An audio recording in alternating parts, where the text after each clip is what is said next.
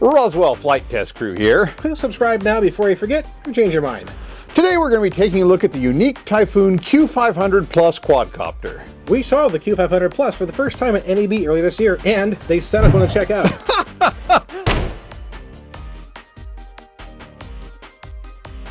Now let's see what's inside the box. Let's see. Okay, first we have, looks like we have cardboard. And we have paperwork, and the manual. Oh, know before you fly. Very good. Looks like quick user guides. Really handy to keep in the field with you, perhaps. Warnings. And we now have accessories. Let's see, this SD card in this box looks a little big for an SD card, so let's find out what else is in here.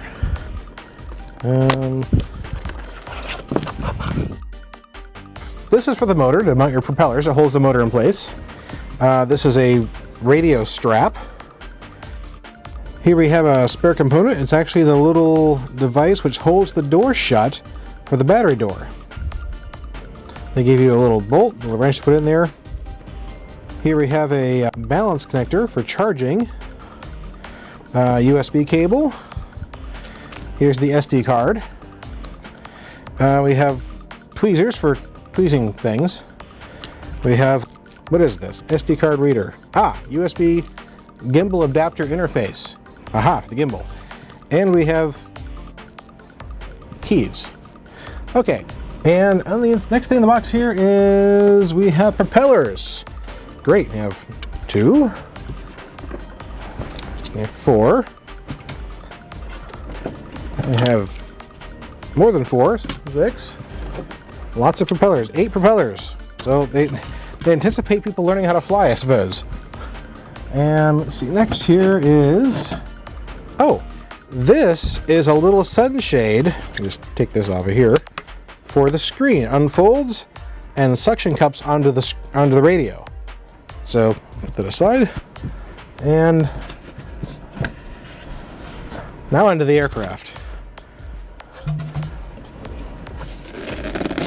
And the aircraft itself. So complete with shipping tape and everything. There we go. So there's the actual aircraft, and gimbal attached. It's got the gimbal retention mechanism there for shipping. That's very handy. It's got little things on top of here to tell you how the propellers attach. It's a warning about the propellers. Keep clear of them and remove these little things before flight. Okay, put that aside. And what else do we have in here? We have, okay, we have the charger and another balance lead. So they give you a spare. That's pretty handy, actually. And this is the AC portion of the charger, and I bet you there's another thing in here somewhere. This requires power. And this is the battery right here. It's actually quite a nice one. It's 5400 milliamp, so that's a pretty beefy battery. It doesn't weigh a lot either. It's quite nice. So that's pretty handy with a little handle there. And standard leads at the bottom so you can charge it with a normal charger if you want to. You don't have to use this. That's pretty handy. And USB charger for the radio. Pretty handy. Okay, and we have, oh, there's the cable for the main charger. And last but certainly not least, oh, actually, second to last, is the radio itself. Now, this is quite a radio. It feels nice, it's heavy, it's got all the buttons is what you might want. You put that aside. And now, okay, now last but not least, this, besides looking at some kind of space age phaser, is an option to take the gimbal off of the aircraft and put it on here. You put a smartphone here, and then we could use it as a handheld gimbal. Pretty cool. Now let's take a closer look at the radio. So what we have here, take off this little plastic bit, is essentially what amounts to a radio with a built-in Android tablet. which this screen here, pretty large screen actually, shows you your camera view, shows information about the aircraft, the battery, the height, home direction, the current operating mode. It's actually pretty cool because you've got everything you need right there to operate the aircraft and do the camera work. On the radio also, a few switches here, like this one here, for example, controls the angle of the camera. Over here, a very unique feature is, this is turtle and rabbit.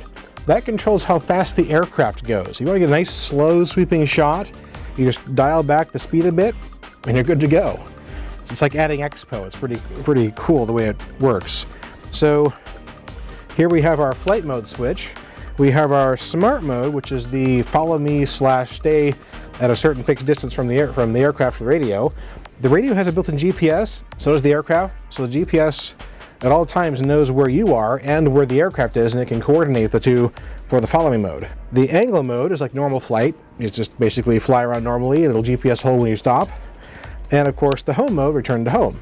Pretty simple. It'll ascend to 10 meters, come back and land. Other buttons on the radio here are these two up here.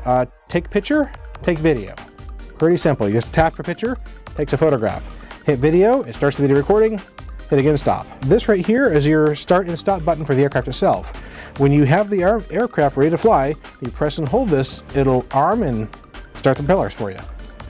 And same when landing. You land the aircraft, press and hold again, stops the aircraft. Pretty simple. Now let's turn it on and take a closer look at the radio. First I'll check and see what kind of battery it takes. And oh, hey, it takes a lithium ion and it's already installed. That's pretty handy. I was hoping not to find double A's in there, so that's great.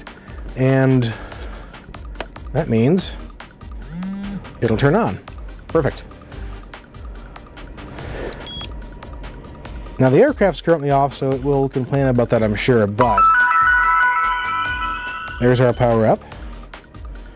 Well, now that the radio's on, I want to give it something to talk to, so let's power up the aircraft.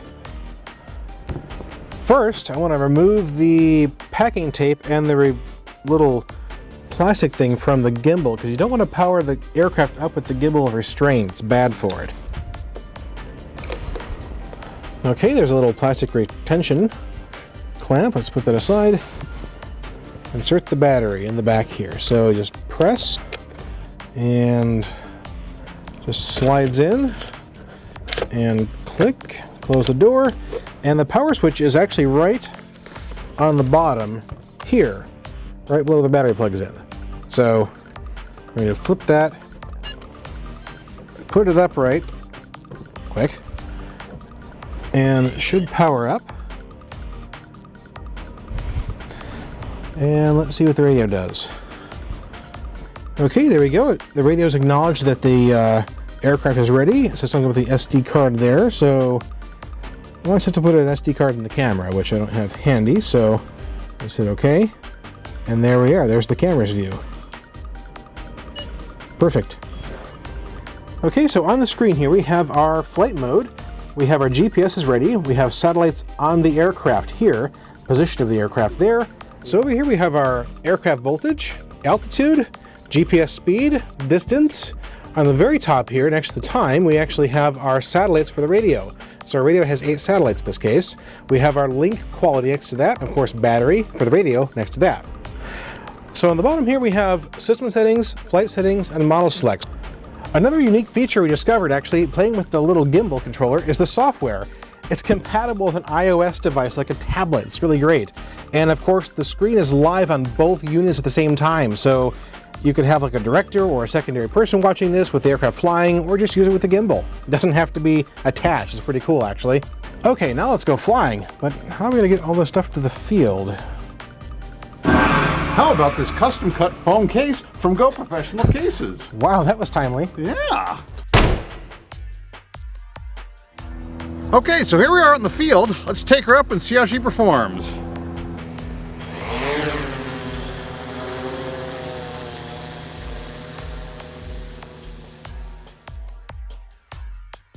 This is actually my first time flying it.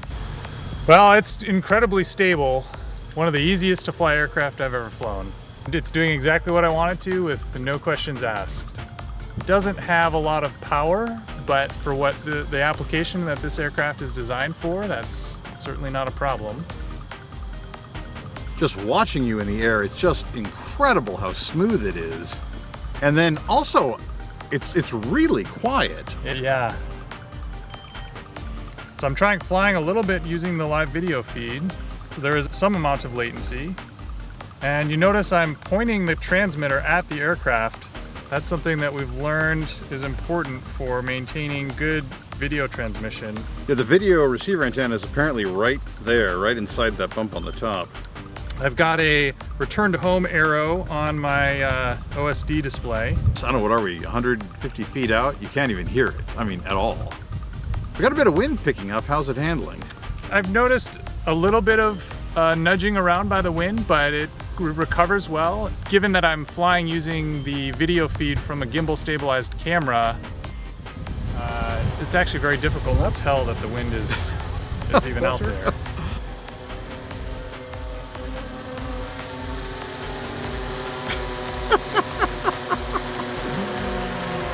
I am certainly not an experienced nose-in flyer, and this is the stability of this machine with the GPS hold is enabling me to do this. I would not feel comfortable doing this without a flight controller that is this docile.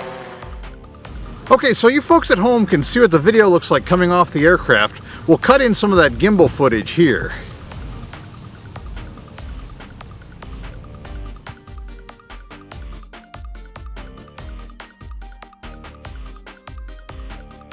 So when I'm testing here, they were saying it was a little docile, very floaty, very nice and calm. You know, I found in the book it says you can disable the GPS. I'm curious how it works in just attitude mode. With the aircraft turned on for the first time, not armed, you pull the stick far to the right, flick the smart angle switch back and forth, up and down 4 times. The aircraft will give you an indication. You get some haptic feedback on the radio, plus it says on-screen warning you are in manual mode, which is just GPS disabled, of course, which it also indicates on the radio, which is nice. And turning the aircraft off and back on will re-enable GPS. By default, GPS is always enabled when you first boot the aircraft up. You have to disable it each and every time. So let's give it a try. Oh, look at that. It feels like a normal aircraft at this point without GPS. It flies a lot more authoritatively. It just kind of goes. If I just stick over, the thing just takes off like a shot. This isn't full manual like you'd expect. It's actually attitude mode, which is nice. So you can't tip the aircraft over, you can't flip it, but you've lost the GPS so it doesn't stay put. So if I let go of the sticks, the wind just takes it and carries it away. If you want to get a little bit faster of a shot with the video, you could really come up fast on somebody with this thing. That's nice. It's much, much faster. The turtle and rabbit slider still works. It just dampens the inputs, so you can't change the angle as much or as fast on turtle mode, and actually I'm having a problem keeping it stable in the wind. So back to aircraft mode, we're good to go. Alright, so next up we're going to test some of the autonomous functions, like the follow me mode. How do we make that work, Deckenstein? Well, follow me is just smart mode, actually. Just put the smart mode, it's automatically follow me, because if you move, it moves. Simple as that.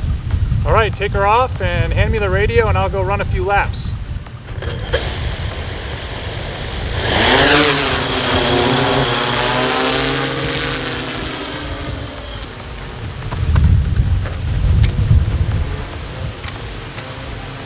Not just following him, it's mimicking his movement. So when he moves toward it, it backs off.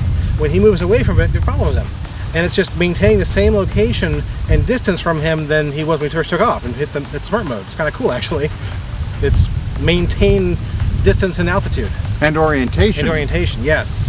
Yeah, he's gotten on a path now, and he's pedaling directly into the wind, so I think he's, oh look, if it's pivoting to keep up with him. It's doing it, though, because he's changed positions slightly. That's actually awesome.